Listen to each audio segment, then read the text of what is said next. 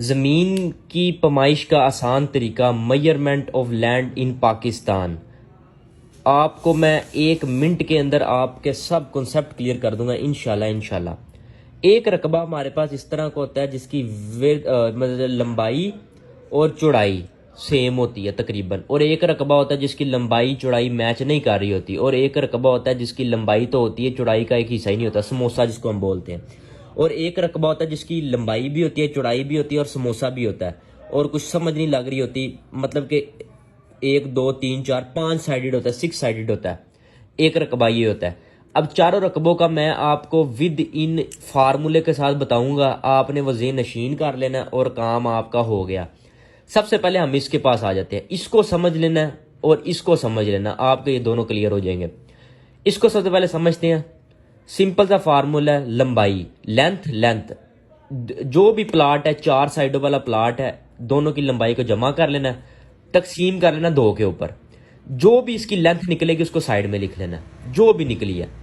और इसी तरह विर्थ के साथ करना, चौड़ाई के साथ। अब चौड़ाई चौड़ाई को जमा कर लेना, वही सिंपल 2 के साथ डिवाइड कर लेना। अब लेंथ भी निकल आई है इस प्लाट की, साइड में लिख लेना, और चौड़ाई भी निकल आई है, लिख लिया। अब जैसे ही इन दोनों को लिख लिया, अब हमने टोटल इनका स्क्वायर फीट निकालना है। Total area square feet, length multiply by width, ये जो दोनों की निकली होगी इनको मल्टीप्लाई कर देना। जो भी मल्टीप्लाई के बाद रकम निकलेगी उसको 225 के साथ डिवाइड कर देना। जो भी आपके इलाके का होगा,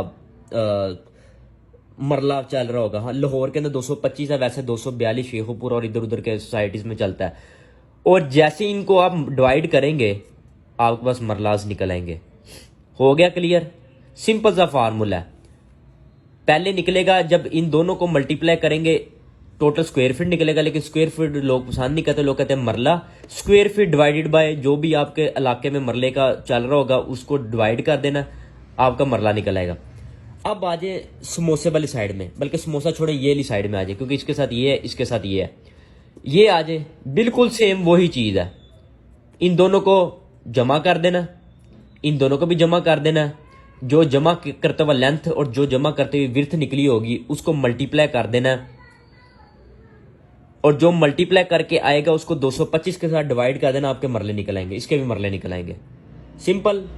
अब समोसा टाइप आ जाओ। अब भाईजान लेंथ और लेंथ को क्या करना है, जमा कर देना। टोटल लेंथ निकल आई। अब एक विर्थ है और दूसरी विर्थ यहां पर मौजूद नहीं है।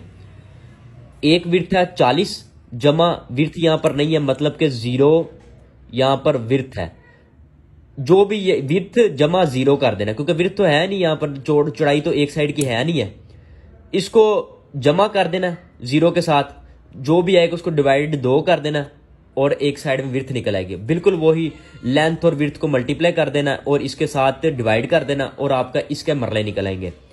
ये भी क्लियर, ये भी क्लियर, ये भी क्लियर। अब आ जाए मजेदार वाली चीज। अब ये इसको करने का सिंपल तरीका है, आपने कोई इतना खजल खुआरी नहीं, इसको कर लेना आपने 2 हिस्सों में डिवाइड।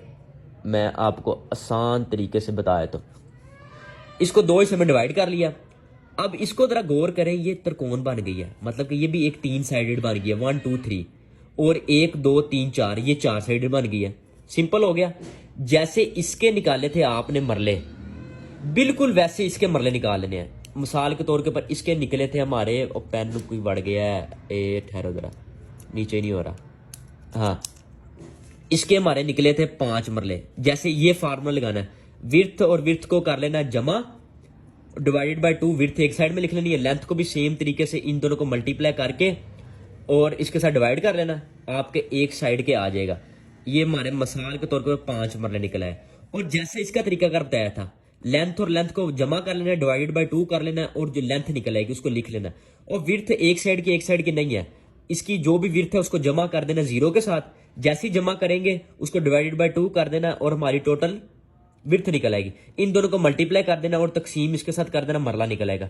अब इसका मरला मिसाल के तौर के ऊपर 2 निकला है, 5 और 2 दोनों के अलग अलग निकाल लिए हमने।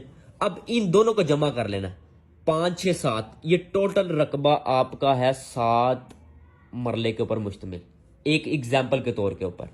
सिंपल, कोई बस ये फार्मूले आप ज़रा ज़रा लिख लें और थोड़ा सा ज़ेन नशीन कर लें, और ये शुमाल, जनूब, मशरिक और मगरिब को लाजमी ज़ेन और रखा करें। जब खुला रकबे को आप मेजरमेंट करते हैं तो ये चीज़ें आपके ज़हन में होनी चाहिए।